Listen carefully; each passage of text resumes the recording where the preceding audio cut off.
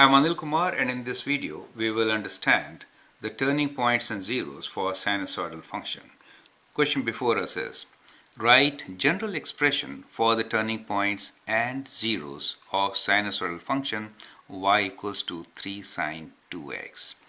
Now, before writing the answer, which I could do in a minute, let me explain you how to derive at that, right? So let's consider the sine function to begin with, and then we'll see the transformed sine function, right? So let's say this is our sine wave, right?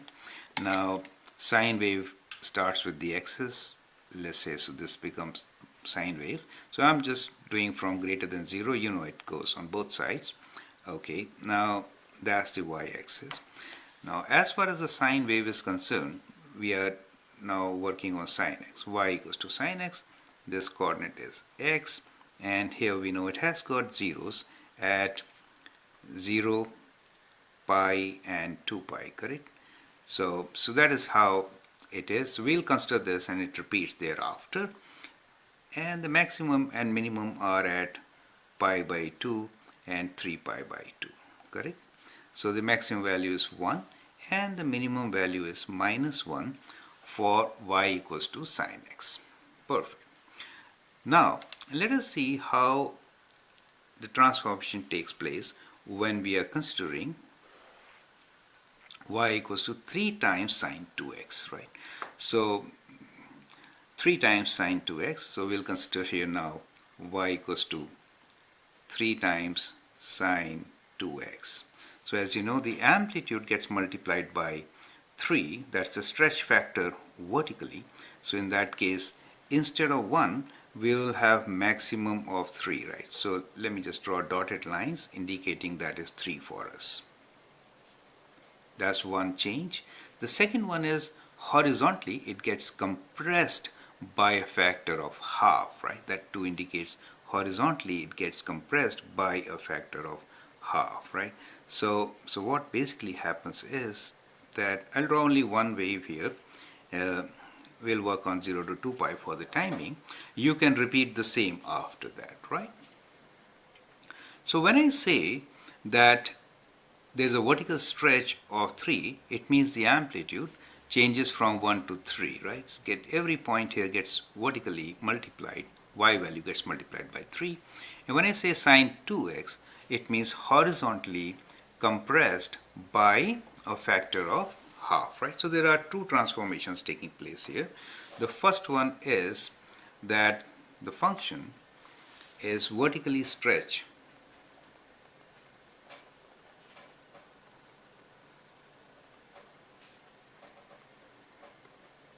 by a factor of 3, and second is horizontally compressed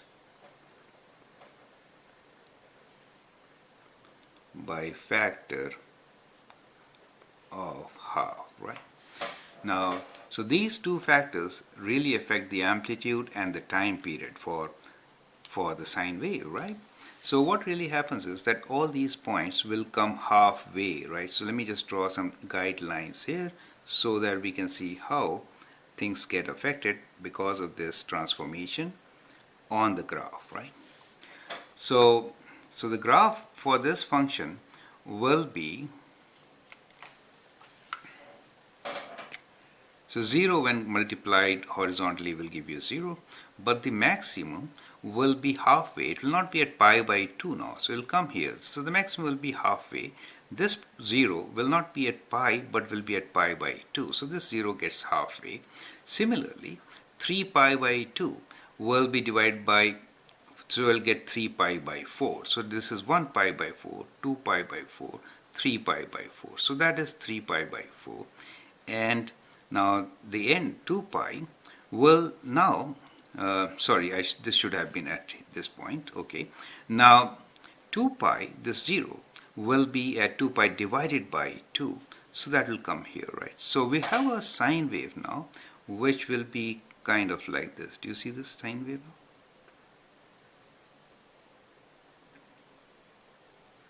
So one sine wave.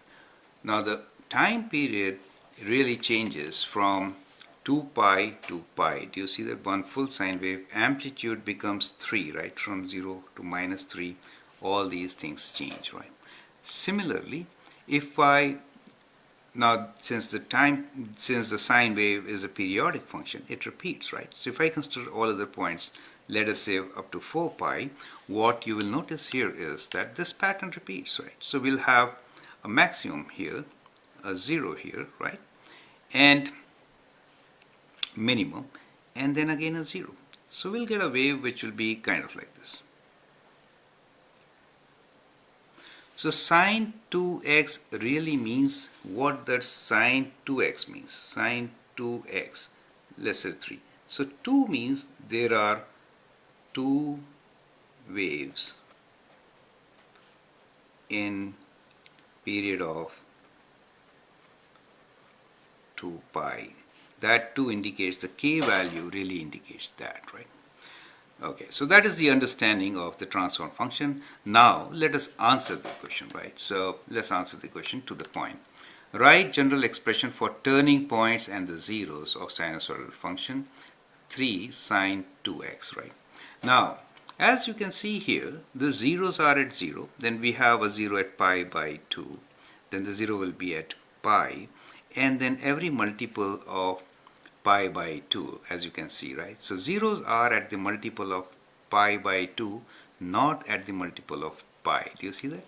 So as far as the zeros are concerned, zeros are at x equals to half of, earlier the zeros were at n pi. Do you understand? N pi in general. That means 0, pi, plus minus 2 pi, 3 pi, and so on. Because of horizontal compression, it becomes half of that. So now the zeros will be at n pi by 2. So that is how zeros get transformed, right? Now let's talk about turning points. Now turning points are 2 here. One leads to maximum, the other leads to minimum. So I'll break it up, right? So we'll have maximum at, now earlier the maximums were at pi by 2, 3 pi by 2, okay, so the turning points were at pi by 2, 3 pi by 2, likewise, right? As far as maximums are concerned, so we have the first maximum here, which is at pi by 4. Let me write here on the upper side. Now this is pi by 4. So if you divide by pi by 4, so you can say pi by 4 we have a maximum, 2 pi by 4 is pi by 4, 3 pi by 4 is a minimum, right? 4 and then 5 pi by 4 is again a maximum, and 6 and then 7 pi by 4 is a minimum. So those are the turning points for us, which are now at the interval of with pi by 4 as a fraction. That's what I'm trying to say. Earlier those turning points were at pi by 2 as a fraction, right? Odd multiples. So for maximums we can now write that it is pi by 4 and these multiples are 1, 5, so add 4 each time, right? So that is how it is. Since the time period for this function is, well, I should have written the time period also. Let me write down the time period for this. Time period for the function is also divided by 2. So instead of 2 pi, the time period is pi. Is that okay? So the maximums will be at pi by 4 plus minus, you can say when you use n pi, right? So that is how you can write general expression.